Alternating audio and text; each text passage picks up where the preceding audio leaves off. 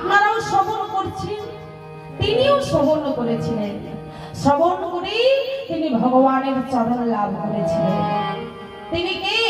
না কলিযুগের প্রথম রাজা মহারাজ পরীক্ষিত।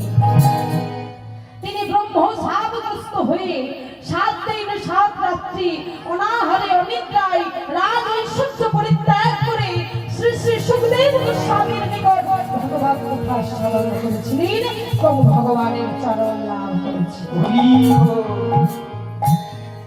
তাই মাগো, এই আসনটা কিন্তু যেমন তেমন আসন নয়। বসতে গেলে বাবা প্রণাম করে বসতে হবে, আবার উঠতে গেলেও প্রণাম করে উঠতে হবে।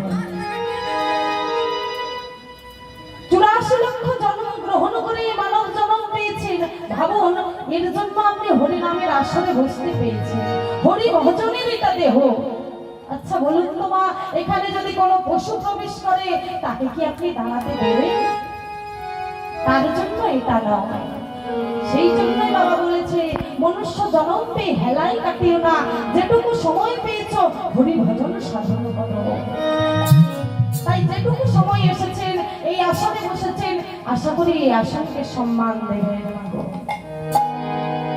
তা মাগো, এই পরীক্ষিত কথার অর্থ কি? না যিনি